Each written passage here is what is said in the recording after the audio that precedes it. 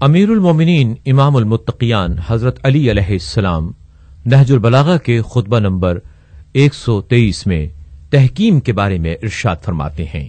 آپ فرماتے ہیں کہ ہم نے آدمیوں کو نہیں بلکہ قرآن کو حکم قرار دیا تھا، چونکہ یہ قرآن دو دفتیوں کے درمیان ایک لکھی ہوئی کتاب ہے کہ جو زبان سے بولا نہیں کرتی، اس لیے ضرورت تھی کہ اس کے لیے کوئی ترجمان ہو، اور وہ آدمی ہی ہوتے ہیں جو اس کی ترجمانی کیا کرتے ہیں۔ جب ان لوگوں نے ہمیں یہ پیغام دیا کہ ہم نے اپنے درمیان قرآن کو حکم ٹھہرایا ہے، تو ہم ایسے لوگ نہ تھے کہ اللہ کی کتاب سے منہ پھیر لیتے، جبکہ حق سبحانہ کا ارشاد ہے کہ اگر تم کسی بات میں جھگڑا کرو تو اس کا فیصلہ نپٹانے کے لیے اللہ اور اس کے رسول کی طرف رجوع کرو۔ اللہ کی طرف رجوع کرنے کا مطلب یہ ہے کہ ہم نے اس کی کتاب کے مطابق عمل کرنا ہے اور رسول کی طرف رجوع کرنا ہے۔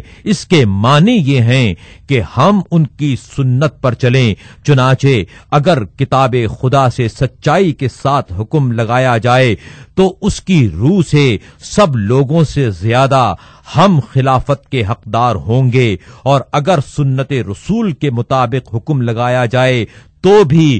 ہم ہی ان سے زیادہ اس کے اہل ثابت ہوں گے۔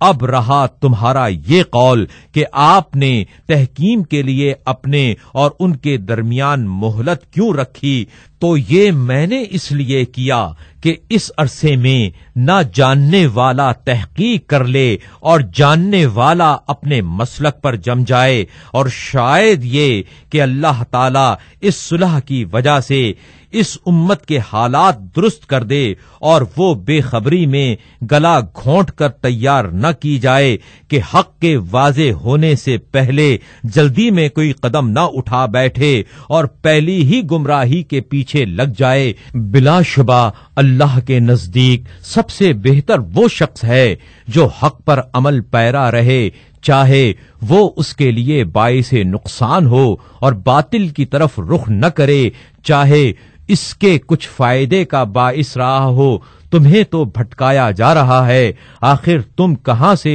شیطان کی راہ پر لائے گئے ہو؟ تم اس قوم کی طرف بڑھنے کے لیے مستعد و آمادہ ہو جاؤ کہ جو حق سے منہ موڑ کر بھٹک رہی ہے کہ اسے دیکھتی ہی نہیں، اور وہ بہرا رویوں میں بہکا دیے گئے ہیں کہ ان سے ہٹ کر سیدھی راہ پر آنا نہیں چاہتے۔ یہ لوگ کتاب خدا سے الگ رہنے والے اور صحیح راستے سے ہٹ جانے والے ہیں، لیکن تم تو کوئی مضبوط وسیلہ ہی نہیں ہو کہ تم پر بھروسہ کیا جائے، اور نہ عزت کے سہارے ہو کہ تم سے وابستہ ہوا جائے۔ تم دشمن کے لیے جنگ کی آگ بھڑکانے کے اہل نہیں ہو۔ تم پر افسوس ہے کہ مجھے تم سے کتنی تکلیفیں اٹھانا پڑ رہی ہیں۔ میں کسی دن تمہیں دین کی امداد کے لیے پکارتا ہوں اور کسی دن تم سے جنگ کی رازدارانہ باتیں کرتا ہوں، مگر تم نہ پکارنے کے وقت سچے جمع مرد